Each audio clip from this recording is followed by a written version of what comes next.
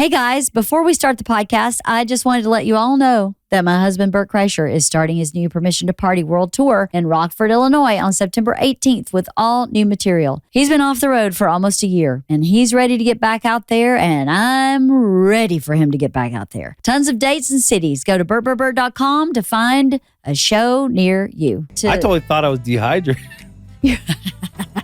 I'm like, maybe I just did too much Coke. I can't cry. No. I convinced myself. I swear to God, I convinced myself I was dehydrated. I just don't have any fluids. Wow, that denial went deep. Oh my God. Right? Suppress. I'm dehydrated. Trust me. Oh my God. We've talked to you about We're it. actually going to talk about the record. I know. Well, in the beginning, at least, I was like, No, the last one with Bert, we're just having we were bonding so hard about being so tired. Yeah. Dude, Bert can't stay on an agenda to save his life. The purpose for you being here is to hear him talk. Don't you know that? That's your assignment. I love it. He's like, so I could tell someone behind me was like, talk about the record. Exactly. Like, we're just like crying. We're like, man, we're working too hard, but we also need to take care of ourselves. But we also need this, So it was like good to bond with him. I think you two are similar in that you are like perpetual motion machines. Yeah. Like if you ever slow down, wheels are coming off everywhere. Yeah. I mean, that's the thing. Like, I don't know how to slow down, but now I've been learning how to.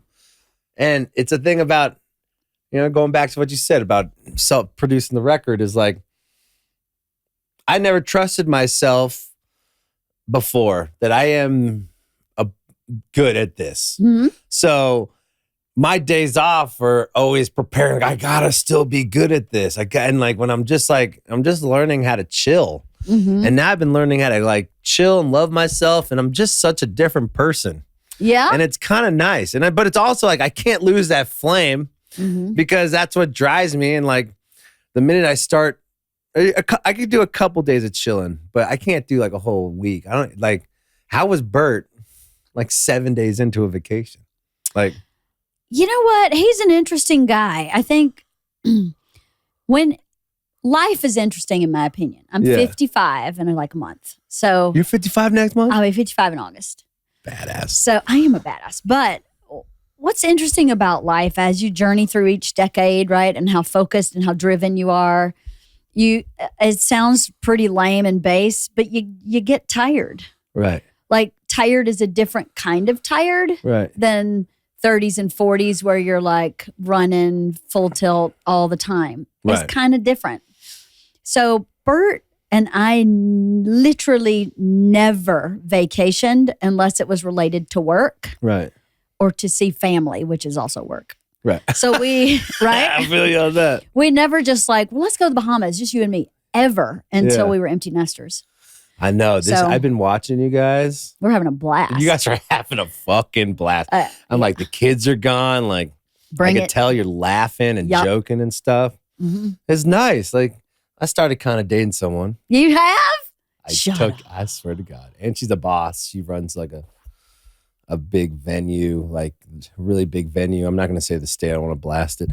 But she's a boss. Nice. And she's telling me, she's I was working all week in Nashville, writing with Post Malone's group and writing with Jelly Roll's group and a lot of these songwriters and get swarmed into these songwriting things and getting into the Nashville hustle. And I'd go, and then after I'd work in the studio all day and then I'd have my dates with her. And she just saw the low of energy slowly coming. And she's telling me you're canceling your night session writing and you're going to bed. Yeah. You're canceling this stuff. I need someone to kind of tell me that, or I'll just keep going and going. And then I woke up the next day. I feel great again. And you can create again. And I can create again. Sometimes you push a little too hard, and then the creation is just you just being a blob of body instead of your brain. It's more to art than showing up. Yeah. I'm telling you, especially if you have to use your brain creatively, how can you use it if you're just pushing it and pushing it and pushing it? And ever since I've kind of just like said, all right, actually, I need a day to chill. And I actually chill. Or actually, I need to go to bed. I need to sleep 8 hours. And holding myself accountable to that, I've been kicking ass in my work. That's amazing. I'm like, I can't believe it, dude. And like kicking ass in my friendships, kicking ass, just being present and stuff, and not just like absorbed in my phone because I don't have any dopamine to talk to people.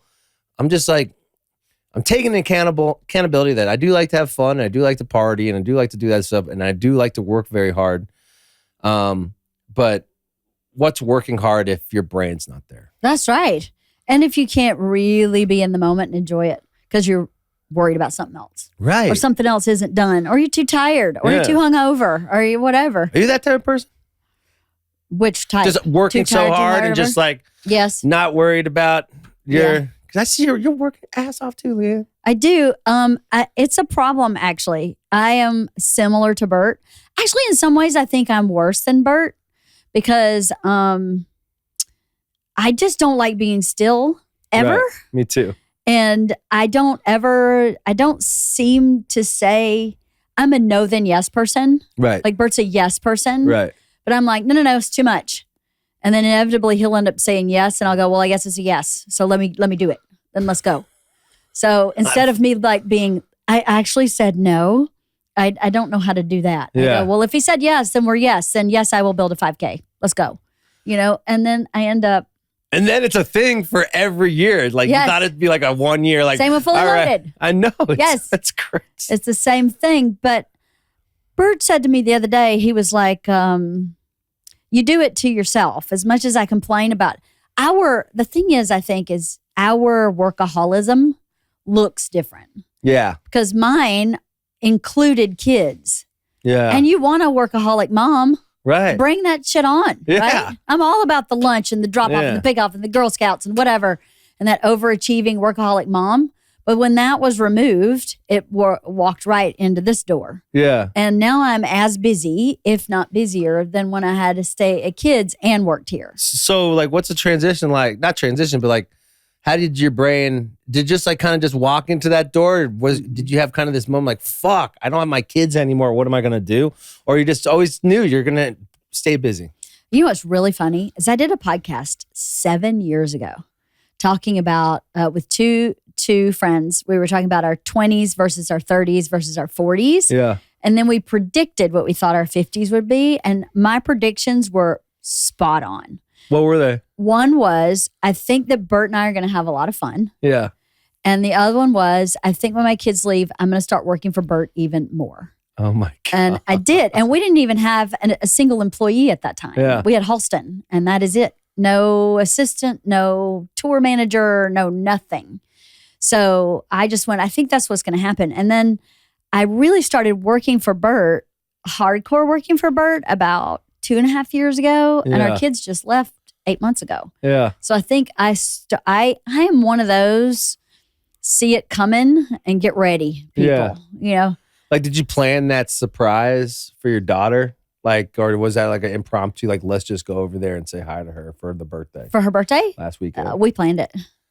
For sure. Cool. Yeah. So I don't know. I keep saying to myself, I would like to slow down. Yeah. But what are we going to do? Well, what are we going to do? I'll tell you what I'll do. I'll tell you exactly what I'm going to do. And this is not great. It's like I would just build a farm.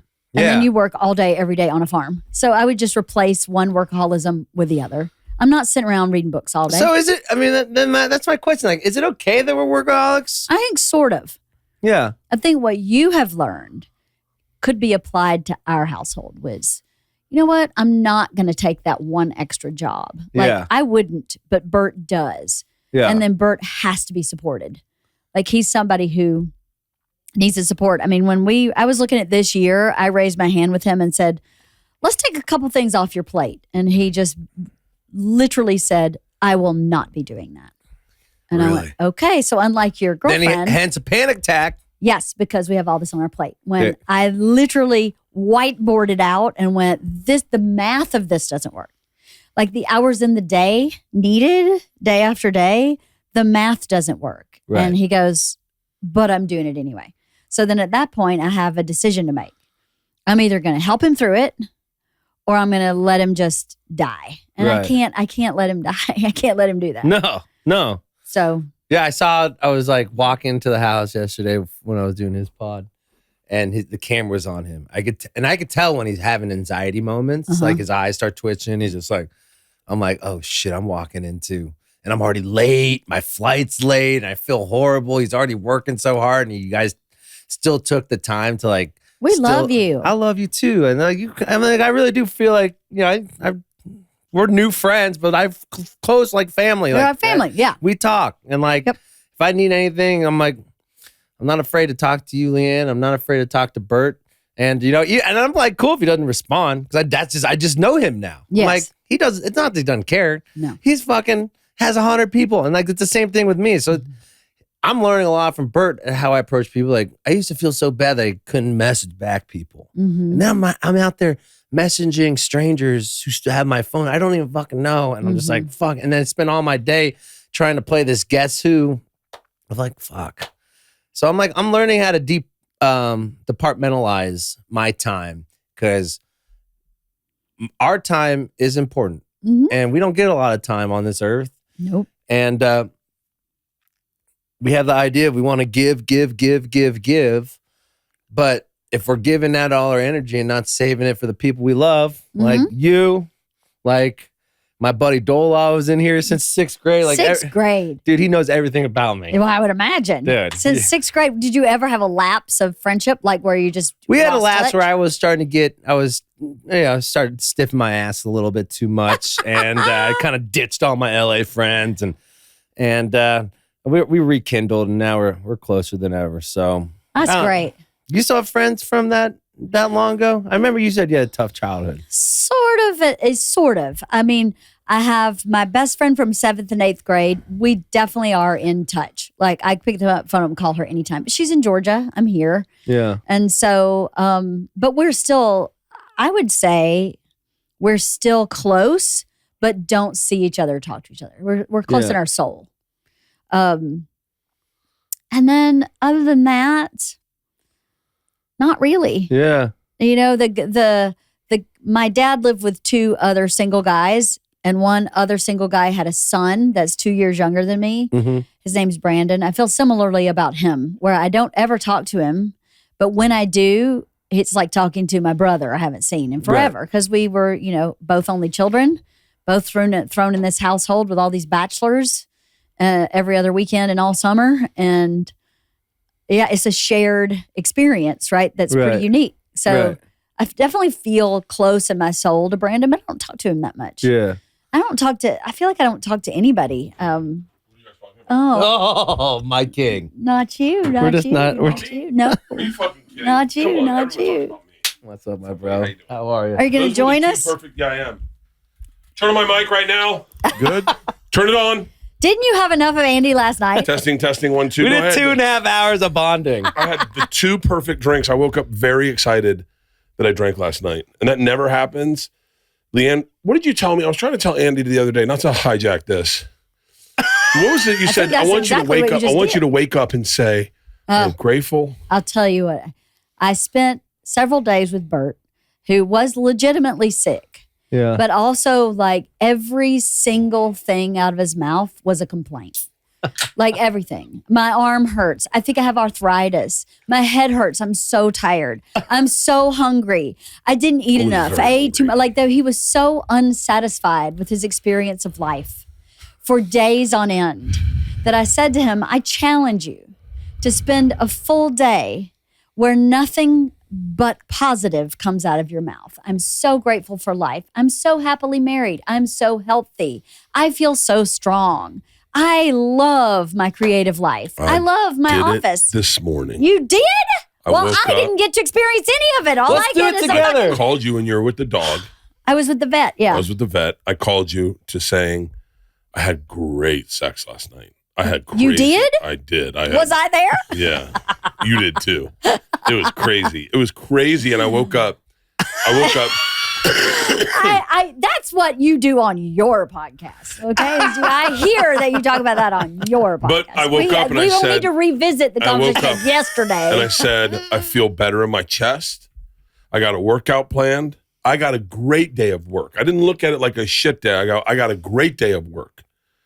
And then I said, I've got 3 pillars of my business I need to take care of, and I'm going to take care of them. And I walked in, and my wife was already on top of it. She was looking at casting. She was looking at the script. She then came in and read the script out loud in my gym. I was so fucking happy. I then took care of the music fucking side of the thing. And then I was like, I went out and fucking, sometimes little perspective. Although I'll tell you the one negative thing I said, okay? Little perspective, I go out to take a shower, go to Polar Plunge, and the guy that's doing our yard comes out and he goes, man, it looks fucking beautiful back here. I go, right? And he goes, it does look like an oasis. So I posted and said, LeeAnn created this sauna. Sanctuary. Oh, I saw a picture of that, the circle sauna. Yeah. And then you put some like vines Jasmine. around it. Yeah. Oh, He my goes, God. man, it does look beautiful back here. And I was like, it does. We talked for a second. I Polar Plunged. I showered. I got in my car. Here's where the negativity shows up. I got in the car. I called Isla. I was going to have her make me that fucking egg. And I got in the car and I was like, nice. When you break a little bit of a sweat in a hot car and you go, that feels good. I feel like I'm settling down. Mm-hmm. And I get to the gate and I go to hit the fucking clicker. My goddamn mom. My mom borrowed my car and felt it was appropriate every time she got out of the car to take not only the keys with her, but the clicker to my gate. Oh, it's because for safety? Who the fuck? I don't think it was for safety. I think she was switching cars with Bert's sister and taking the clicker with her. I think that's my she said, I just brought it in because, you want the keys and the clicker together. I go, who the fuck? So then I called my dad and I just started shitting on my mom to my dad, and my dad loved it. And then we started talking about Titanic, about how chivalry's gone and how men went down with the ship and men died and with honor. And like that doesn't exist anymore. Yeah. And then I pulled up here and I was like, where's LeeAnn? They're like, upstairs with Andy. Kyle just cut her hand. I sent her to the hospital. Oh, no. Yeah, she talks back to me. I'm going to fucking do that shit. Oh, and then is she okay? No, I don't know. I don't care. I made her bleed. Is she really go to the ER? Yeah, she really went to the hospital. Oh, no. Oh, my God. Yeah, no, it's fine. It's fine. Everyone cuts themselves. But yeah, I'm having a great day. I hope she's okay. That's awful. It was pretty deep. You could see the bone. You could not. What? Yeah. It was pretty deep. Oh, no. I hope she's okay. She's okay. Oh, no. Just bleeding out. She's bleeding pretty aggressively. Who is taking her? Grubhub. We ordered Grubhub. Oh, and then no. He Who's showed up and we were like, just take her. Can you see the good mood I'm in? No. Who is taking her? Back, baby. No, I told her to walk. I said, walk a mile in my shoes. Who's taking her? No, I've got a guy coming over from Exxon. He works over at the gas station. He's going to stitch her up. Rachel is taking her. Great. Rachel is it the answer you wanted? Does it matter? That is who I wanted. Yes. Rachel's taking her. Great. Yeah, and I'm marinating. What's another good deed? You took her to the ER. Yeah. By proxy. He took her by proxy. I allowed her to go. Oh, my God. As her boss, she looked at me and said, I'm bleeding pretty bad. I said, I think it's fine. This show is sponsored by Benebone. Benebones are durable, long-lasting dog chew toys made to stand up to super chewers. They're made in the USA, and they have real flavors like bacon, peanut butter, jack salmon, duck, and more. They come in a variety of shapes like a wishbone, a stick, ring, dental, puppy-friendly options. There are over 100,000 five-star reviews on Amazon. And if you bought these individually, you'd spend up to $70. But right now, you can get 50% off. These toys are easy to pick up for pooches. The products are curved for paw-friendly grips. They last for weeks. And the size of the dog doesn't matter. They have everything from tiny to giant. And we have giant dogs. And our giant dogs, that one that looks like a stick, I think I have one Benebone that looks like a stick. And my dogs take turns with that thing, and they love it so much. Also, the ring, there's like a green rubber ring that Izzy just walks around with in her mouth. She doesn't even chew on it. She carries it like a purse. Get 50% off now at benebone.com/wifeoftheparty. That's 50% off now at benebone.com/wifeoftheparty. I actually did say, I think it's fine. We all cut ourselves. She goes, no. And I could see her going like this. No, it's pretty bad. And I go, Kyle, trust me. You can put a butterfly on that. And then I'm watching her go like this. No, it's pretty bad. Oh, she was trying to pass out? Yeah, she goes, I can see the bone. And I go, let me see it. And I went, oh, God, go, leave. Oh, my God. Yeah. Well, you still did a good deed for telling her to leave. I would have been like, keep working. No, yeah. that's. Well, there was a part of me that was like, you're going to send Rachel? So now Rachel and Kyle gone. Now, what am I going to peel carrots? I crowd surfed back to the stage and didn't see 6 shot glasses, and I stepped on them. Oh no! And my whole foot just cut, and I'm bleeding out. But I knew we were on contract. I wouldn't get paid for another 20 minutes, so they taped towels on my foot, and I just kept going and kept going, and it's just bleeding out. And it was in the Netherlands, where thank God healthcare is like $10. You know, yeah, and they're good, and they're good, and they're fucking good. And I just kept Indians, and they're still good. Can you believe that? Like, you want an Indian doctor, like, yeah, I would take it. Fucking a Namesh to just stitch you up. Oh my gosh. So well, I hope she's gonna be okay. You want to hear a crazy one? Yeah. So I go to do. Should I step out? No. I'll be I'm back. leaving. No. I'll be back in half an hour. No. I'm going to do my special at the Troc, my first special, and I'm having fun. And I noticed they have like tape over this hole at the front of the stage. And I said to the guy, this is like, I'm doing 6 shows. I'm only filming 2, but I'm doing 6 shows. And it's the first night. I go, what's up with the tape? What is it? Is that where you run mic cords? And he goes, no, it's an old theater. He goes, stay away from it. We taped it up because 2 nights ago, lead singer stepped through it, cut his leg from the ankle to the hip. It's called a zipper cut, where they have to stitch it like a zipper all the way down his leg. He goes, so stay away from that. And I went, cool. Just tape? Is that all we're putting over? Just tape? Just tape that I can step through? And I had one joke. Do you remember I had a joke in the special where Isla, the fly ball goes over her head, and I had to go to the very front of the stage to get enough room to do the joke? I don't remember this hole with the tape on it. I don't remember that at all. Mm-hmm. Zipper cut. The Troc. I fucked that. Well, I'm grateful for this. Yes. I think we should talk about what we're grateful for. So as you said, I think it's a good thing.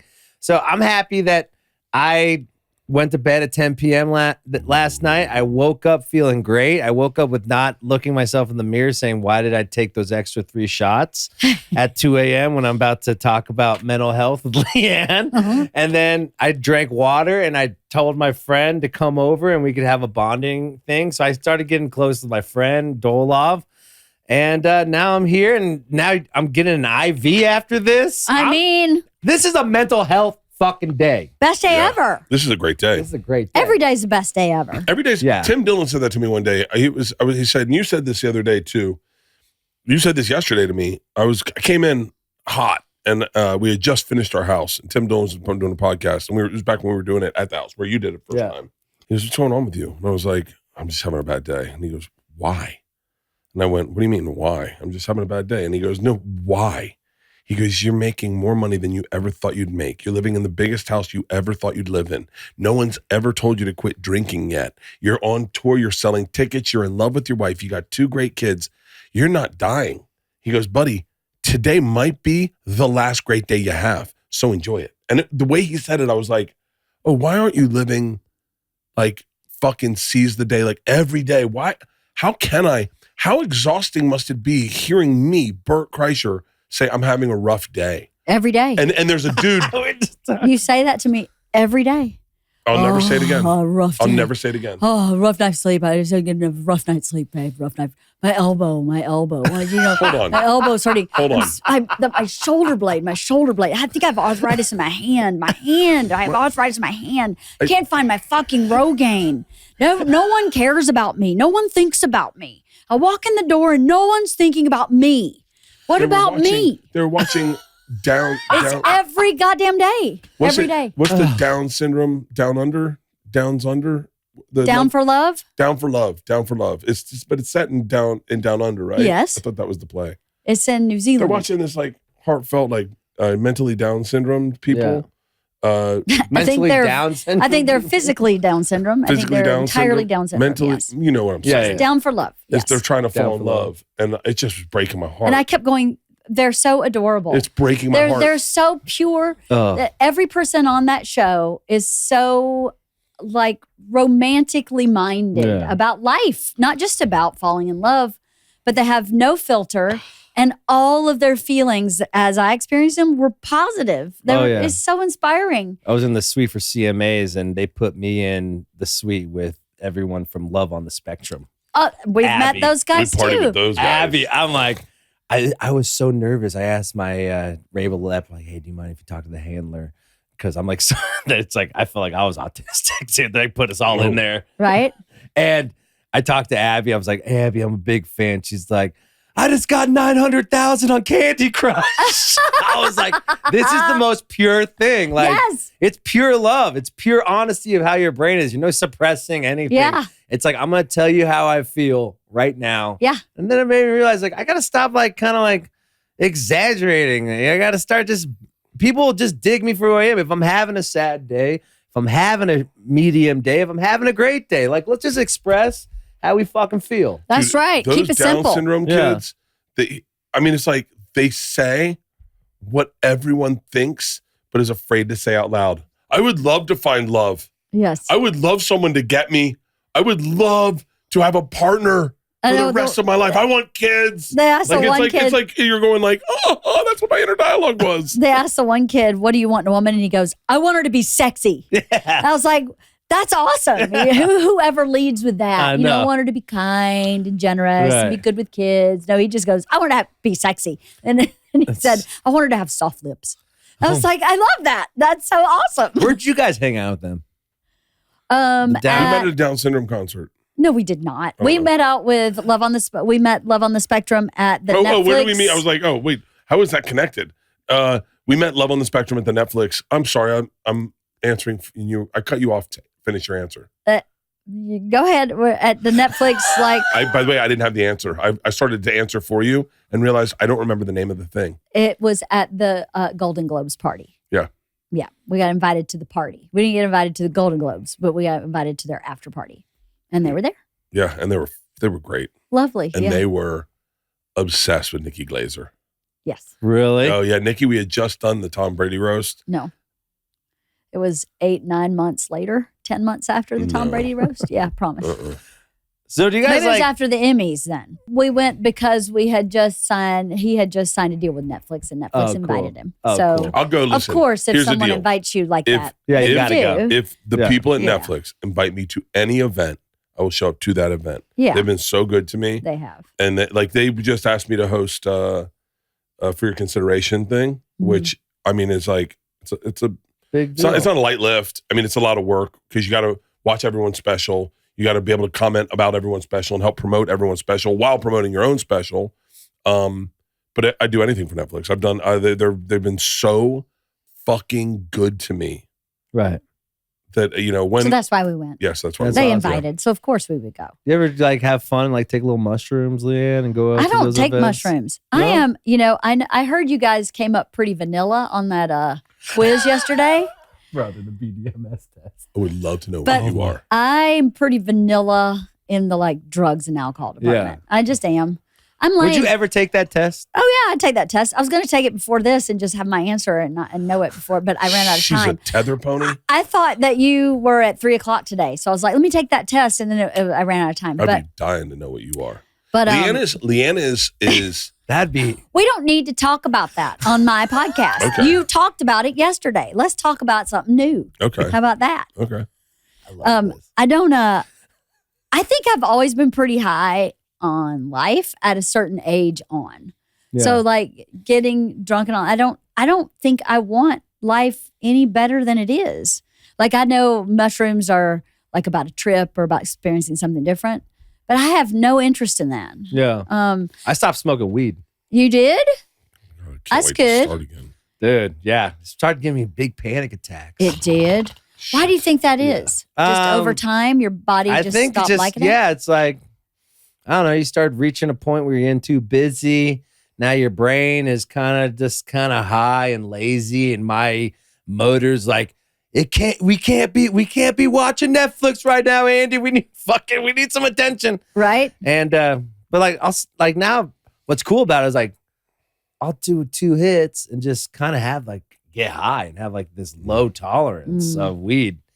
But yeah, I stopped smoking weed, and it kind of, I don't know, it's kind of helped my anxiety a little bit, I guess. But sometimes, when you're not sleeping, that shit's gonna just pop back up. Not sleeping, not eating right. Yeah, Like I've been you taking trazodone to go to what's that? bed. Oh, I don't know what that is. Trazodone is kind of like an antidepressant anxiety pill. It lowered my libido like completely. Like I have it's called, I think doctors call it trazodone. Like it's just a sleepy boner. Oh, wow. And so my testosterone, and I'm just getting older and I'm just kind of beat up my body so much. I'm just like, I woke up and I'm like almost 40. So I'm like, You're not even 40. 37. Oh, you're such a baby. Yeah. Such a little baby. What were you guys 37? What was the relationship like? 37. We had 2 kids. We had a 1-year-old. I just started working at Travel Channel. And we had a 1-year-old and a 3-year-old. I don't think you're working at Travel Channel yet. On my 37th birthday. Oh, really? I was doing Bert the Conqueror. That was the weekend I did Bert the Conqueror. Okay. It was my 37th birthday. My I was buddy managing told apartment me building. about that. You guys, he was your camera guy, Chad Zelmer. I know Chad very well. And he told me something about an orangutan. So I I attacked you, some monkey thing. Were you on that show too? Mm. Or that was when you were straight kids? Kids were rocking? Yeah, I was kids. I managed an apartment building Dude. to pay the rent. I'll let you guys finish. I'm going to go read that script. Okay. Love you. I love you guys. Love I love you, you. I'll babe. see you afterwards. All right. I'm not going anywhere. All I'm right. here all day. All right, cool. I'll come hang out. He couldn't help himself, Andy. Couldn't help himself. There was no way he was not showing up here. No way. I love this. And if we'd let him go, he would have had the same conversation you had yesterday on that podcast. The same one. He would have. I know. Yeah. I know. Yeah.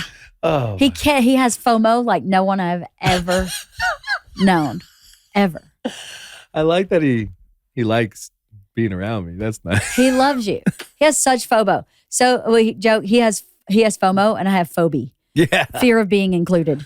Yeah. Please leave me out. I'm good. From home improvements to self-care to just having some fun in the sun. Summer is a season to enjoy and do all the things you've been waiting for. So the last thing you want to be doing is spending more time in the kitchen or worse, the supermarket. Make your summer both enjoyable and delicious by getting the #1 meal kit as voted by USA Today's readers, HelloFresh. HelloFresh makes it easier to fit quick, home-cooked meals into your schedule every week by curating delicious recipes right to your door, like panko, crusted, chimichurri barramundi, or sun-dried tomato grilled cheese sandos, as well as over 100 seasonal snacks, sides, and treats. This summer, HelloFresh has made it even easier to enjoy delicious, healthy, and homemade quality meals with their new ready-made meals. These heat-and-go HelloFresh meals are chef-crafted, flavorful dishes ready in just 3 minutes, so you can dig in and go do summer right. My mouth is already watering looking at the Southwest-inspired chicken bowl and the stir-fried udon with pulled pork and veggies. There's also a creamy Alfredo truffle cavatappi pasta and an Indian-inspired chicken paired with turmeric rice, drool. And the best part, these are all ready to eat after a quick spin in the microwave. Every HelloFresh meal uses high-quality ingredients, including seasonal fresh produce, proteins that travel from the farm to your doorstep and are simple with easy-to-follow recipe cards or simple heat 'em and eat 'em options. Choose from 60 recipes every week, including prep and bake and ready-made meals and plus 100 plus market items to add on to breakfast, lunch, and more. Delivered right to your doorstep and so flexible that you can pause or skip whenever you want. I have been using HelloFresh for years. I love making their meals with my daughters. I think it's probably how they learned to cook was because I could just pull that card, pull the ingredients out of the fridge, whip up a good meal, and have my kids learn how to cook. I love the ready-made meals too because I know everything's fresh. I know it's farm to me, and it makes me feel good. It makes me feel like I'm eating something healthy. Make your summer enjoyable and delicious by signing up for HelloFresh at HelloFresh.com/wife10FM and get 10 free meals with a free item for life. That's HelloFresh.com/wife10FM for 10 free meals and a free item in every box. HelloFresh.com/wife10FM. 1 per box with an active subscription. Free meals are applied as a discount on the first box. New subscribers only. Varies by plan. So you were at the CMA Awards? Yeah, I went to CMAs. They invited me. I got my record label. I'm in the country scene right now. Are you? It's crazy. I'm like the Jewish guy writing country songs right now. It's the craziest shit. I'm like, where am I? I had someone dress me. They're like, okay, I got this great outfit for you. Put me in a fucking cowboy hat. No. And I'm like, they took off the girl that I'm talking to too. She's like, you will not wear the hog. Put the hogs out. Oh my gosh. She's like making me wear socks. And I'm like growing up. It's weird. Wowza. Socks. I mean, that's crazy talk. We're wearing socks with the Birkenstocks or with a shoe? No Birkenstocks. I'm still a scumbag. You know, LeeAnn. You know, can't get rid of that. But yeah, the CMAs was fun. And I'm just like, and all these big songwriters like, yo, Frasco, you're one of the, You're a great songwriter. Thank you. Really great songwriter. I took me 30, it took not 37 because I didn't know I was going to be actually, you know, when you're a kid, I always knew I was going to be a songwriter. Did you really? Yeah. How did you know? Third grade, I used to hold the microphone in the mirror without any mic. I would just look myself in the eye, sing horribly. Just sing. Would you make up songs? Make up stuff. I'd sign my signature like 200 times on a piece of paper and just learn a signature. I would pretend like I was doing interviews on podcasts or interviews like radio. It was radio back then. So I was like, yeah, hey guys, Danny Frasco. Yeah, just get the fun. Your pursuit of the larger than lifeness of Rockstar. So no wonder that you felt like you came at being a musician in reverse. Yeah. Yeah. Your goal was the mic and the see yourself in the interview and the whole picture of the music industry. Of it. Yeah. That's why it's interesting. I never got into I was never a drug guy until later or party guy. Yeah. I used to, in high school, I used to work at Capitol Records and I used to got internships at all these record labels and I'd go into my teachers' classes and nutrition and lunch and take these phone calls pretending I was older than I was, because I would lie to them like, yeah, I got meetings. I only could do it from 10 to 10:15 the recess or 12 to 12:45. That's great. But I've always been a hustler. And then that's the thing. Like now I'm at that point where we're rock stars and I don't want to fuck this up. I also don't want anyone to die in the band. And I also I don't know. It's like you see a lot of horror stories of guys who and that's why I was I'm so thankful that we didn't get successful earlier in our career because I feel like we would have died. You do. We were just partying too hard. If everyone was given that stuff and we didn't have to pay for it back then. Right. That'd be scary. That is scary. Yeah. Now everyone just gives us everything. Yeah. And now I'm old enough. Like I did this, I put this rule on the bus, no drugs on the bus after 2 Like when we leave. Yeah. Wheels up. We're not doing drugs until 6 a.m. anymore. Right. Because I'm the one waking up. I'm going to deal with it. Right. You guys are all going to sleep till 1 p.m. and I'm waking up at 9 and doing all the work. Right. And that kind of saved our band too. We were happier and stuff. But as tours get longer, the partying comes back. So it's I'm just too old to party like that anymore. I know. What's your favorite drug? I love cocaine. You do? Hell yeah. Why? I don't like cocaine during the day. Depends what my favorite drugs for different times of night. Okay. I like cocaine if I'm going to a party and I want to get to know somebody because you're going to get to know that person. Yeah. Cocaine is you're talking. You're in there, you're talking, you're crying. But I think mushrooms or cocaine. Yeah. I love mushrooms too because I found myself on mushrooms. You did? What do you mean? I was super depressed, suicidal. You were suicidal? When? Twice in my life I was suicidal. 19. Oh man, I remember it. My bandmates left me. Mike Musselman, Matt Tuggle. I remember in high school. Dola was here. He knows the whole story. I quit school. I'm I'm going to start this band in LA. And they all left me to be in big bands. And I had nothing. And I just and when I love someone, I give them everything. I just give them everything. And I just thought that was it. It was, 19, you don't realize.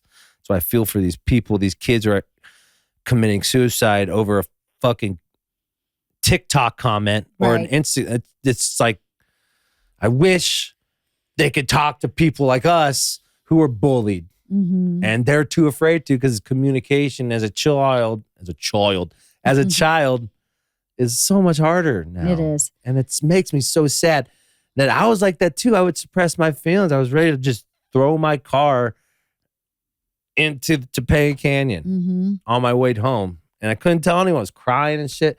And that same thing happened when I lost my label, I lost my stuff, and I was doing too many drugs, and I was sad, and I didn't know who I was anymore. I'm just like dedicated my whole life to just music, and nothing was happening. I was still playing the bars. I was like 27, 28. And I was just sad and just taking too much drugs, coke, ecstasy, waking up, snorting ecstasy to wake up to play the fucking shows and stuff. And I was just super sad, and I wasn't a good person. That's when I lost my buddy Dolov, lost all my friends. I was just partying. And then I was too scared to go to therapy. What were you scared of in therapy? Communicating of my fucking feelings. You know? Just scared. I see a theme. It's a theme. And that's why I'm like kind of like, fuck it. This is me now. Yeah. I've been so much happier. When I'm tired, you know, I'm good at saying no and going to bed. That's good. I forgot that. Yeah. And I think when you forget who you are, you go on this path. You're like, oh, we're just veering left for a little bit. And all of a sudden, you're in the jungle. Right. And there's nowhere to go. You don't even know where to go left, nowhere to go right. It's pitch black. Pitch black, scary. So how did mushrooms help you find yourself? So they told me my little hippie girl, we call her Coconut, shout out to Coconut, said you should take 1 gram a day in the morning, and maybe you'll start just talking to yourself again. And just start just like saying, hey, this is what I'm scared of. Hey, this is what I need. Hey, this is not what I like anymore. This is what I love. And I did it every day, and I took a little more and more and more. And I started just like cry. Is it hard for you to cry? Not now. It was for a long time. I never could cry. No, me neither. I've cried maybe twice. And I started crying again. And I started like just opening up and like just loving life again and loving everything. And then I started communicating with my band again. Then I started communicating with everyone again. And it saved my life. And then that's amazing. It did. And then it got me to go to therapy. And then I got deeper, and I realized the fucking family trauma. Yes, you don't realize the family trauma until you wake up. Well, that and it's the only thing you know. Right. So you don't know that anything's sideways until you have lived a little bit. And then you go, oh, hold on, that was maybe sideways. That maybe wasn't exactly the best way to grow up. You know, you don't really know that. And the shutting down the crying thing, if you can't cry, you can't really feel anything. No. It really is the indicator. Yeah. If you're not crying. You ever had a moment like that? Death, anything? You couldn't even cry? Yeah. What was it? Gosh, I don't remember. It's been so long, but I remember clocking it and going, this is not healthy. Like, this is not healthy. Yeah. That you're not crying in this moment is bad. I was in my early 20s. It was before I started therapy, but I started making myself watch tearjerker movies to practice crying. Yeah. To give myself permission to cry. Like if you're watching, Old Yeller, then you can cry because the dog dies and that's okay. Yeah. And so I did that for a long time. I just watched all these movies, and then I started kind of noticing in life when I was stopping myself from crying, and I'd go, no, you know how to do this. Just let it happen. So that's what it's like, that pause. Like you don't want to fully be vulnerable. Yeah, it's really scary, I think. I totally thought I was dehydrated. I'm like, maybe I just did too much coke. I can't cry. No. I convinced myself. I swear to God, I convinced myself I was dehydrated and I just don't have any fluids. Wow, that denial went deep. Oh my God. Right? Suppress. I'm dehydrated. Trust me. My tear ducts are shut down. It's not my emotions for sure. It's not my suppression towards life at all. No, it's the 2 corks I have stuck in each eyeball. Yeah. They said, no, Yeah. It's yeah, as you get older, you realize how scary it was in the beginning when you started unraveling things. Yeah. And then you also say how powerful it is, how it's like the stone that sharpens the knife, right? Yeah. We're all knives, Yeah. but you can't sharpen it unless you rub it on that stone a little Right. bit, and then you get real sharp, real precise. Oh, yeah. And the sharper the knife, the less the cut hurts. I was pushing people away so much, I didn't realize I was alone. Really? You know? Were you alone in a room full of people? Yes. But I was pushing everyone away because I didn't want them to see the real Andy Frasco, because I had to be this fucking, hey, party guy. Hey, everyone's good. Everyone's good. I was just, that's why like I relate so much to Robin Williams sometimes. And those guys who were super, super just like, I was there too. Yeah. I was there too. Wife of the Party is brought to you by Shopify. When we were young, we used to dream of being anything. An astronaut, the president, a prince, a princess. But as you get older, your dreams change, focusing less on running the world and more on how you can take your skills and ideas and turn them into something real. Instead of dreaming of going to space or owning your own castle, maybe start dreaming of owning your own business. You'll need a website, a payment system, a logo, and a way to advertise to new customers. It can all be overwhelming and confusing, but thankfully, that is where today's sponsor, Shopify, comes in. Shopify is the commerce platform behind millions of businesses around the world and 10% of all e-commerce in the United States. From household names like Mattel and Gymshark to brands just getting started. What if I can't design a website? Well, Shopify's got you from the get-go with beautiful, ready-to-go templates to match your brand style. Well, what if I need a hand? Get help with everyday tasks like enhancing product images, writing product descriptions, or generating discount codes with Shopify's AI tools created for commerce. But what if people haven't heard about my brand? Shopify helps you find your customers with easy-to-run email and social media campaigns. And what if I get stuck? Well, Shopify is always around to share advice with their award-winning 24/7 customer support. But I have to say, after using Shopify for years and years and years, I don't think I've ever needed to call support because everything on that platform is so intuitive and user-friendly. It's kind of self-explanatory, easy to manage as a business owner. Turn those dreams into cha-ching and give them the best shot at success with Shopify. Sign up for your $1 per month trial and start selling today at shopify.com/wife. Go to shopify.com/wife. Shopify.com/wife. So you produced your first album. Yeah. And you feel like that only could happen now? Yes, because I love myself.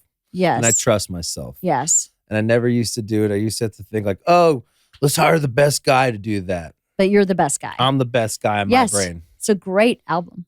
Thank you. It's really good. I was like, oh my God, you sound like so many different genres of music, but you still sound like you, which is really interesting to me because I was like, oh, this is like a Wilco type feeling song. Yeah. And oh no, this is kind of a funk feeling song. Yeah. Oh no, this feels very like pop or like almost folk pop in this song. That's so cool because so growing up, what music did you listen to? I listened to everything. I love hip hop. Who did that? Because I just loved music so much. And I was, my parents were, my mom was older and she didn't really like, I would just be in my room and I would not commit to friends. I would just go hop between friends and friends, a group of friends. So I didn't have to get too close with anyone. Mm-hmm. So that essentially made me more alone. So I had to go entertain myself. Mm-hmm. So I'd go just listen to all this types of music from pop to, I remember my first album was Backstreet Boys Millennium. Oh my God. And then it was Van Morrison. Then my sister got me into Ryan Adams, Wilco, Counting Crows. Mm-hmm. And that kind of opened the door of like, oh, there's like other world besides like pop punk music and and pop music. Because growing up in LA, all you hear is everyone trying to get famous. Right. You know, it's like, and like, how great are the Counting Crows? What? How great are the Counting Crows? Oh, amazing. They're so underrated. Underrated. So and like, talented. I love Adam Duritz. Like, he's the man. Like, he's one of my dream collabs. Yeah. And like, then I got into that, and then I got opened into like the band, the Southern music. And then I'm like, so now like my Hosh Posh music was just all this different stuff. And the first time the record, like, I'm not going to make a record. I'm not going to make a record for everyone else to be happy. I'm going to make a record for me to be happy. And if it's ADD, chaotic, if I have some rappers on one song, then I have a song called Tears in My Cocaine where I'm by myself, to a Billy Strings jam band, gang bang. It's like every musician in the jam scene on one song. I'm going to do it because there's no rules in art. You know, why'd we put these rules that you have to stick to a genre? You have to stick to a theme. Like, cool, I was the party boy last year, but I'm done with that shit. Yeah. And I want to be respected as the songwriting guy now. Yeah. And like, there's no rules in how to grow up. There for sure not. And anybody that's been great has not followed the rules, really. Right. They've kind of just said, yeah, I don't see it like that. Yeah. And I'm going to do it this way. So I love David Byrne. Oh, yeah. He's amazing too, Bowie right? too was like that. I wish, I was thinking about this. What was I watching? Oh, no. I was talking to Sherry O'Terry yesterday. And she was talking about how she would go in her room and listen to albums just over and over and over again, comedy albums. Wow. And that was kind of where she thinks she maybe got her comedic sensibility. Was Wow, listening to really? these albums all over and over. Yes. But I was saying to Bert, we don't have this unlimited access to every type of art like we do today. When we were younger, Right. we had, whatever was on cable television was what was available to you to watch. Right. So if they were playing, Revenge of the Nerds over and over and over again, you watched it because there was nothing else on. Right. The beauty of that is, to me, is the opposite of boredom. And it is a crafting of expertise that I think is lacking today, because you can enjoy something in so many different ways, or not just one thing. People tend to enjoy so many different things, whereas you had to buy an album if you wanted to hear it over and over again, and you couldn't afford to go buy another album. There was no Spotify streaming where you just had listen to the whole fucking catalog. thing. I listened to albums, whole side A, turn it over, the whole side B. Turn it over, whole side A, whole side B, whole side. So I've gotten hardcore into lately listening to albums, not just someone's hits, not a Spotify playlist where everything's just a random select from the Spotify Spotiverse. Yeah. I go, no. I want to listen to the Red Clay Strays' new album in its entirety. Oh, yeah. And that's what I do. And I've been doing that with everybody lately. And it's such an enjoyable way to consume art, because it allows you to really see kind of a fuller, richer picture. Right. Than just, yep, I got the one hit song from the album. Yeah, it's like we got to retrain our brain that you don't just skip through a fucking movie. No. You don't just go to the middle part, or you go to the climax. You have to listen to the whole thing. And then this is what I'm trying to teach. Like, everyone's so ADD and everyone's so pushing people away. And this is why I fucking think it goes back. The suicide kid thing is driving me. I feel so horrible for these kids who are just no hope. Have no hope. It's just everything's moving so fast when you're still processing the thing that fucking hurt you last week. Mm-hmm. And there's no boredom. And there's I rode my bike, I fell down, I got myself up because no one was watching, and I got myself home with my broken wheel on my bike, so I don't have to. Who's going to the park anymore? Nobody. It's a really weird time. I wish, but developing as an artist, I think something like you going to your room and listening to albums all over again in this broad scope, but still limited in that you didn't have a Spotify where you could just get everything, is how you can hone your ear. Yeah. And totally. hone like your gift and your talent. Yeah, like I've been doing, like in Nashville, I've been testing myself, and we've been recording this documentary where I come into the studio with no idea, no plans. I try to write a song in 2 hours, and then the next 6 hours, I produce it and I develop it. I love this idea. And I've been doing, I've written, last week I did 5 songs like that. And it kind of tests me like, okay, you think you're good.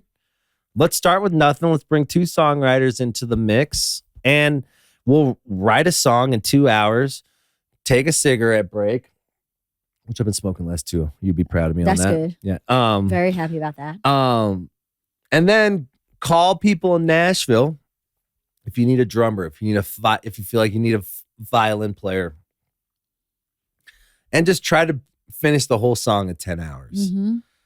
And they're actually really good songs. Hey, isn't that how like everybody in the 60s wrote an album? Yes. Yes. And then we got all into this crazy. And look at all those taking songs are forever. timeless songs. Amazing songs. All of the Beatles albums were written like that. So in maybe the beginning. And then I convinced myself, we don't need to overthink life. Exactly. Your first thought It's is right. normally the fucking thought you're going to have It's right. to go back to. That's right. So why are we overthinking how we approach everything when it's just in our DNA and our first gut thing? Yes. And that's why, going back to the first thing we talked about, is why I love myself. Because the first feeling I get, I know when I'm right or wrong or what's going on.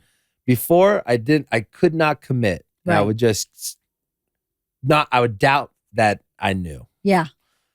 Hence why first time I produced this full record and people are loving it and I'm loving it and every song means so much to me. I finally put my shoulders down, like, start fucking trusting yourself. Right. And the minute I start trusting myself, this girl, this beautiful angel came into my life. That's great. Because I was not like, skipping, like, maybe it's her, maybe it's this other girl, maybe it's a chick from Dallas, maybe it's a chick from fucking Tennessee or whatever.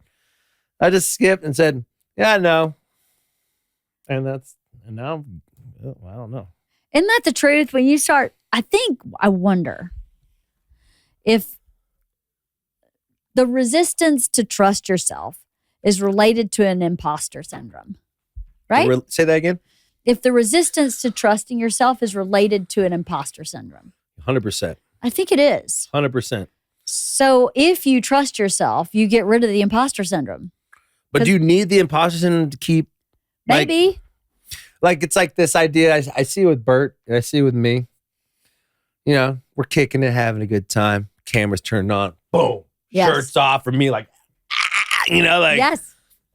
So is that imposter syndrome? No, I don't think that's imposter syndrome. What do you think that is? Like me, like, I'm quiet. I'm very quiet, Mel. I walk on stage, blah, blah, like. I think based on what you just told me about singing in the mirror with a microphone, and based on what I know about Bert as a child, there was some part of you that needed to be the biggest thing in the room. Right. And that's not a bad thing. I think that's part of True. who you are. Yeah. And if you can say, well, that's not imposter syndrome, that's actually just part of who I am. Bert isn't happy as a wallflower. You're totally right. He never has been. So why apologize for that, or why try to make that not who you are? I've never been a wallflower in my life. Never. You never could be, never. Never could, never. No one puts baby in a corner. No one puts baby in a corner. What about you? You like that?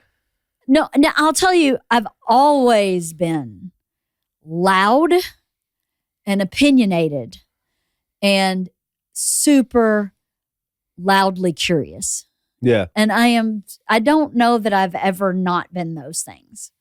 I don't need to be the center of attention. I don't need to be the most important person in the room. I don't need credit for everything I do. I am concerned about what's the greatest good. But I remember my mom saying to me when I was little, you have got to get quiet. You're just so loud.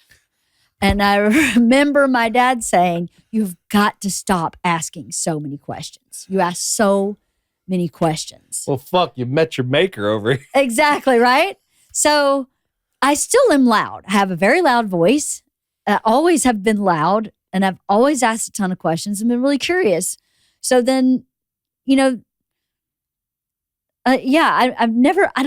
definitely not a wallflower. No. But I'm definitely not like, I got to be the biggest personality in the room. And Bert doesn't, and you don't either. You definitely share the room with people. Yeah. You don't have to be the biggest. Yeah. But there's putting Bert in a tuxedo and asking him to sit at a dining room table in a dining hall for 6 hours at a ceremony is like putting a tiger in a cage. You That's should get fucking him crazy. dressed for something black tie. Oh my God. I had almost rather stab myself in the eye.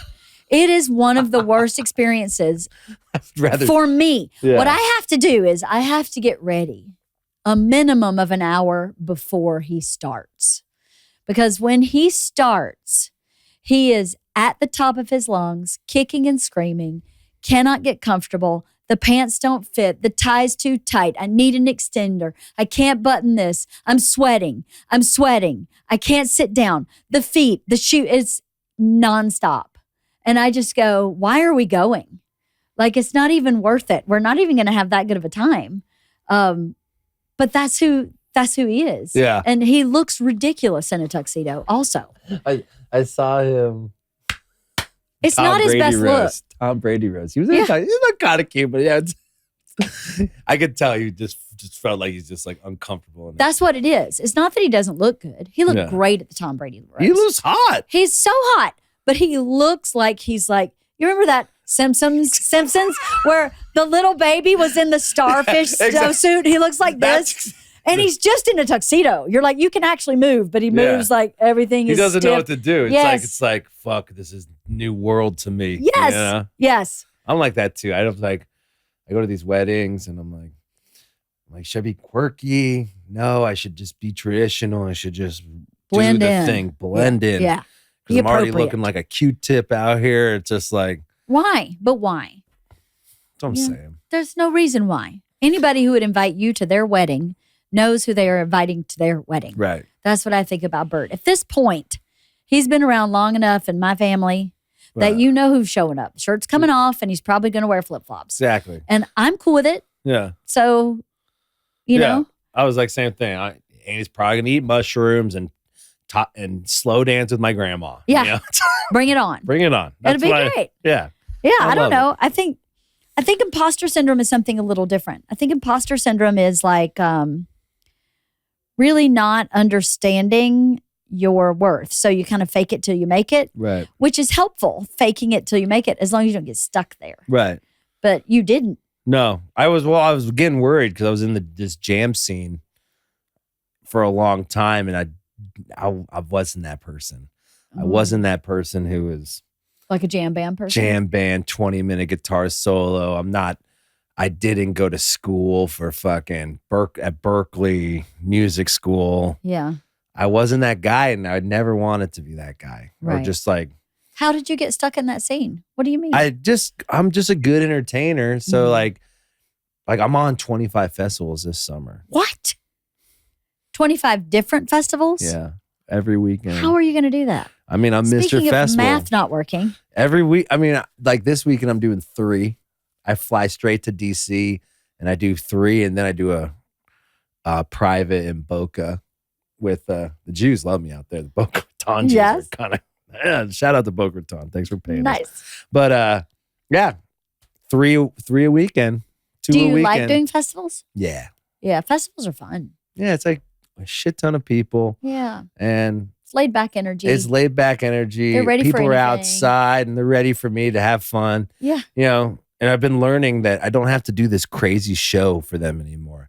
I could break it down. I could do my slow songs and I could like kind of build an arc. Sometimes you forget that you're in control. Yes. And it's like you don't need to service them all the time. Like Right.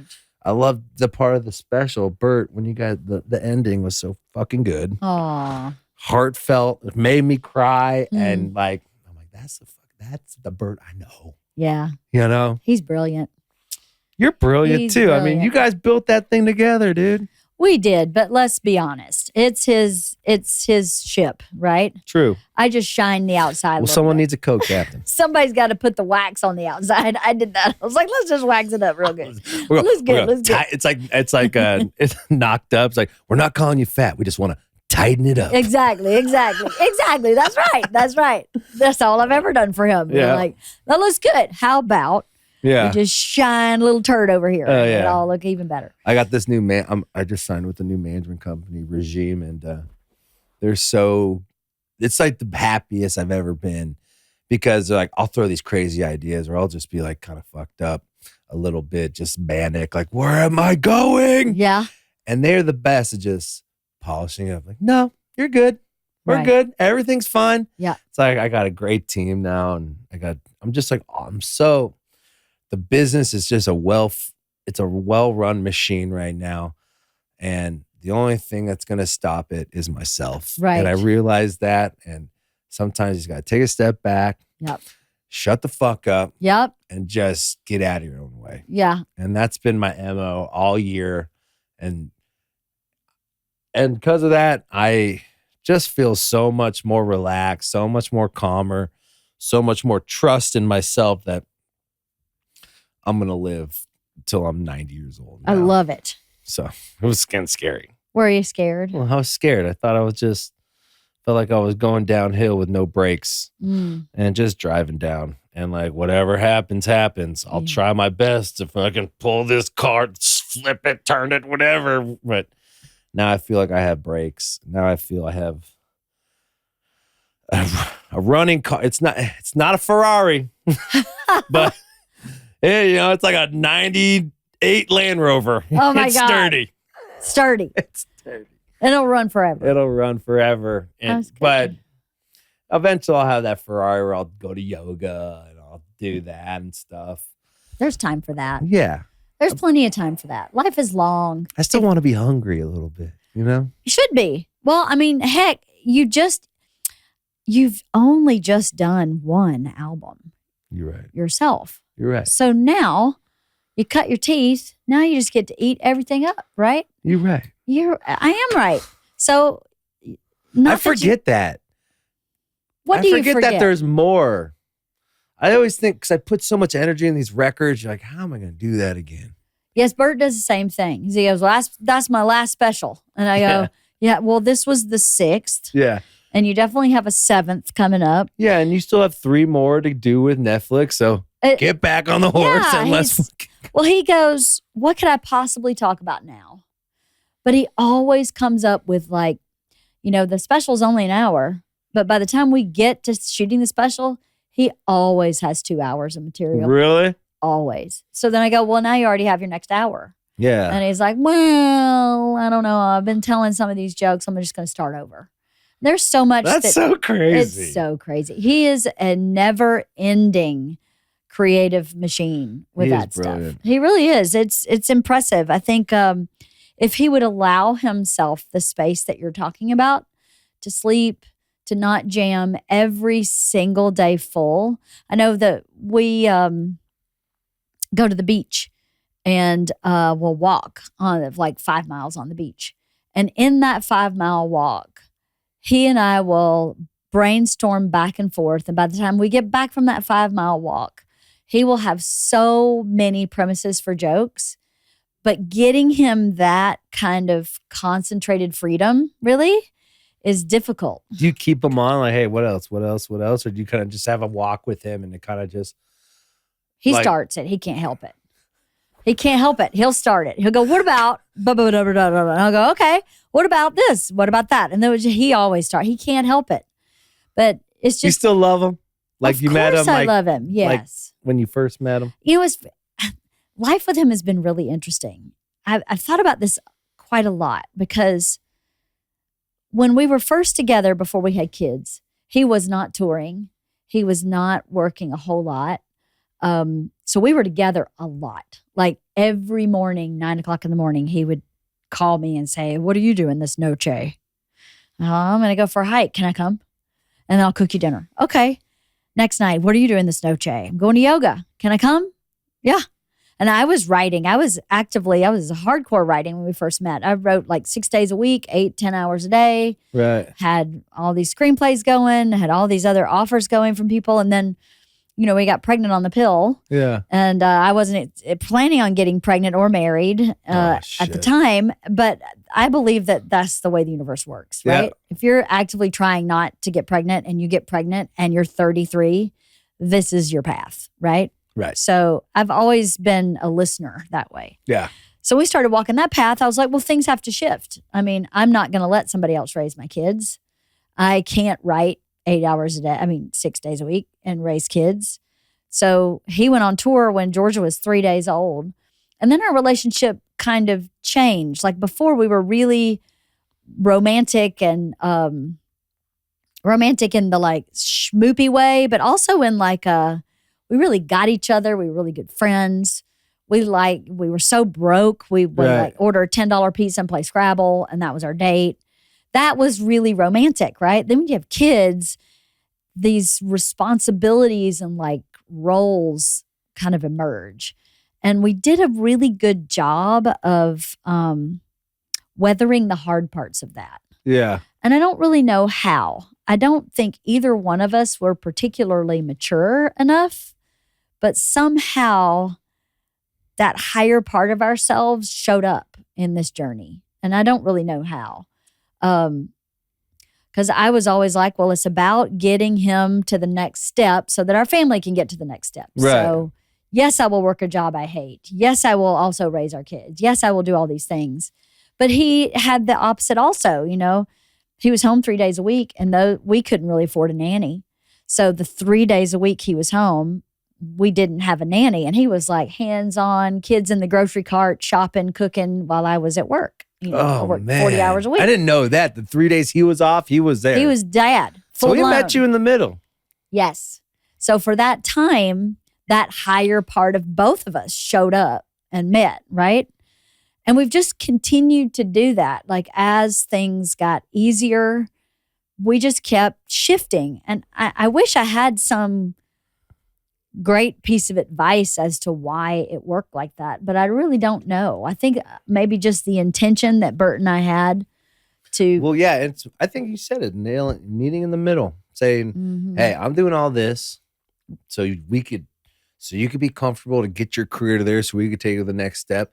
And he said, all right, respect. These 3 days off, I'm going to help you too. He did. And that's compromise. He was amazing when we had really small kids. Really, really an amazing dad. He forgets that sometimes. He got so busy as the kids got older that it was really shifted to, I did almost everything for the kids as the kids got older, but they already had a great relationship with him. You know, I think if he had been that busy their whole life, it would have sucked. Right. But, you know, they're old enough. I mean, like high school age. Right. So he'd call and have conversations with them and still feel connected. But I don't know. I think as you grow, you have to want your partner to be happy as much as you want yourself to be happy. Like that's the key, is if you find someone who wants you to be happy also. Yeah. I mean, Bert's a very self-focused person. That is undeniable. Yeah. But he is not selfish. Yeah. I'm the same way. Self-focused. I'm not selfish. You are not selfish. You are a lovely, caring, giving, kind human being. Thanks, you check in with me. I do. From time to time, we'll text each other. Yeah. See this? How you doing? See you going on? Yeah. That's someone who cares. Yeah. But you're busy. Yeah. Bert's the same way. He's just really self-focused. Yeah. So I don't even know why we got on this rant. No, because it's the idea of imposter syndrome. Imposter syndrome. That's right. You're right. So I think that when we collaborate this whole time we've been together, I think it's maybe helped Bert not feel so impostery because we were the same at the same time and have kind of come up together. And helped and like, you know, like I was talking about the idea of, I thought what we do is imposter syndrome, but it's actually self. It is who you are. So it is 100% who you are. I'm stoked. It is. That's why I'm pumped that I produced a record, and I'm pumped that I started my new one. And you already started another one? That's what I'm doing with this. I'm trying to test. I'm making that EP I'm going to test myself. Like I'm going to document the whole time. We have like 6 camera shoot. Shout out to volume.com for paying for it. That's and awesome. I'm at East Iris Studios where they did Post Malone and Jelly Roll's record. And Amazing. I'm just like, just huge shit. And how many songs do you have written? I wrote 4 songs this week. That's amazing. I know. I'm just in a groove right now. I'm just like, they're all really strong. I didn't force them. I'm just in a really good groove. I don't know when the it's like I feel like art like it's a vessel. These aren't my songs. These are the internet's or not the internet, the ethers, the galaxy's songs, and I'm just an antenna that I just like I'm trying to get that. You're a vessel. A vessel. You're a vessel. I think that's all art is being a vessel. I think you're right. And understanding these, we don't know these don't belong to us. Yeah. They don't We're belong, just to the lucky world. enough that they picked us to approach these sayings. To channel them. Yeah. What's your new album called? Growing Pains. What's your favorite song? Tears in My Cocaine. Why is that your favorite song? Because I was honest about my drug addiction, where Sundays turn to Mondays and there's tears in my cocaine. Yeah. Sometimes the party isn't a party. Yeah. And you have to talk about that too. Yeah. You can't just talk about all the fun times you have, all the good, all the good, everything is awesome moments. You also have to talk about when doing this, you're going to get bit too sometimes. Absolutely. And I'm proud that me and my writing partner, Chris Galbuta, we, because I was writing this song. This is like going through my burnt out thing last year a little bit, where I'd fly to Nashville on Mondays and Tuesdays while I'm still on a fucking 82 and 100-day tour. And I would just like my only 2 days off, I'd fly to Nashville because I thought I'd need to make a record every year. It's my 11th album. Man. That's a lot. It's crazy. Every year I make a record. So it's like... That's amazing. It's crazy. It's prolific. Yeah, I think so. I'm proud of it. It's prolific. It's the same thing with Bert. I mean, Bert, all these guys inspire me. Gary Goldman, Bert. Gary Goldman's the best. He's the best. He gave me my first shot. I scored his film. He did. I scored his Judd Apatow produced The Great Depression. You did? I scored all the music. I love Gary. And he gave me a chance. So it's like all the people that I look up to, I know that I could keep going because they didn't give up. So why should I give up? You're not giving up. You can't help yourself. No, it's like looking back at that moment when I was like suicidal. Yeah. I'm like, what was I thinking? Yeah. And also like the moments where I'm too tired and I'm just like, it's 4 a.m. I'm driving this van to Dubuque, Iowa. Yeah. With the band all fucking sleeping and shit. And I'm just like, motherfucker, it's all going to work out. And then now I'm looking at it. I'm in the suite at the CMAs last week and I'm talking to Abby from Love on the Spectrum. I love her. She's the best. I don't get starstruck. Yeah. I was starstruck by that show was so great. Taught me how to love. Yeah. It taught me how to be honest with love. And it taught me, I made it my whole band. I'm like, we all got on a bed together. Like 6 of us grown ass men. I'm like, you're going to watch at least 3 fucking episodes right? of this. It's so good. Because it's going to help our relationship as a band because it's about communication. It is. So it's the best. What time's your IV? Like right now. Is it? Is it really? Man in the box? Does anybody know? It's at 3:30. Oh, yeah, we got 10 minutes. Perfect. 5 whole minutes or whatever. Yeah. Oh, that was so fun. It was so fun. I love catching up with you. And you're really are like my therapist in a way. Because I'm just your friend. Yeah. But isn't that therapy? Yes, it is. A good friend is better than therapy. So I'm so curious about your friend. You guys always have these dinner parties. Who's that Asian lady? Sandy? I love her. I don't know. I've never met her. She just has a great vibe. Everything. She's gambling. You guys are like gambling and shit. Like, yeah. I'd always want to meet her. She seems like the coolest. She's my sister. Yeah. And her husband is my brother. Does she come on the pod a lot? Not much. No. She doesn't like doing that? She doesn't really like the spotlight, even though she loves the spotlight. Yeah, Does that make sense? Like, she's definitely the life of the party. But she doesn't like, someone recognized her from the podcast. She was like, I don't like that at all. Like a stranger. Oh, yeah. But if she were here, she would definitely take up the room. And I mean that in the best way. I love that. She's one of my closest, most loveliest friends. I love her. She is so wonderful. It's awesome. We're lucky to have her. We'll tell her I say hi. I will. She'll be like, Who's Andy Frasco? Do I know him? Yeah. No, you don't know him. You don't know. He's just a jam band guy. He's just admiring your dinner party, your Lunar New I Year admire party. your big.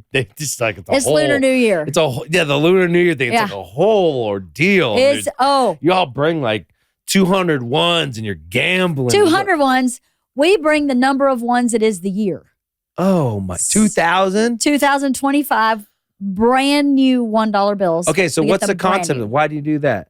Like what's the We came up with it being the number of year. I love that. So Sandra is Vietnamese. She is in the box here.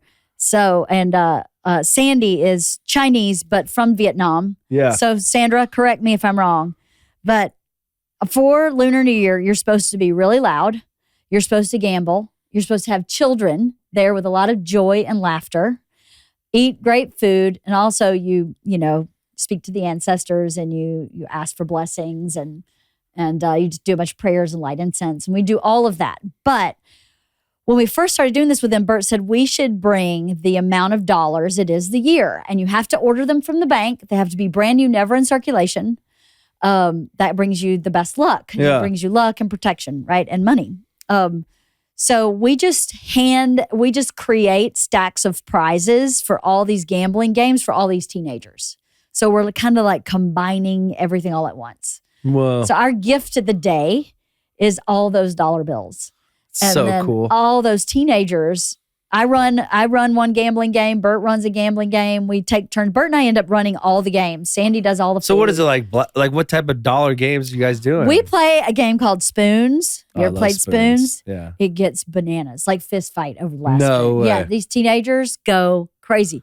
Bert will but they go bananas because we come in with this huge stack of Yeah, ones. They they're know like- it now. We've been doing it for like 10, 12 years now. Oh my God. Bert will put a stack of ones in a Ziploc bag with a rock and throw it in the pool. And it's always January. And he'll have whoever gets it gets that. And so somebody fully clothed will jump in the pool. That's so funny. It's so dude. fun. Oh, that sounds We'll do so games fun. where they're like on the second floor and we'll put a target on the first floor and people will have to drop something down. Whoever gets closest to it gets that bag of money. Is it at the house? It's at her house. Oh my God. It's always at her house. Yeah. That's so rad. Yep. One year she had the big dragon dance where they had the big dragon came to her house. And I mean, we go all out. I love that. It's the best. Oh man, tell her hi. I will. That sounds fun. I can't wait till like things settle down and get older, maybe have some kids and host parties at the house. So fun. It's so fun. I see you guys always doing Christmas. You're bringing the parents and you're we always play bingo at Christmas. playing bingo. You're cooking for the kids. Like the kids all cooked this year. This year we played bingo and all the prizes were sex toys. And because they're older now. well, Christine Pierce's daughter, who is 10, was there. So that was dicey.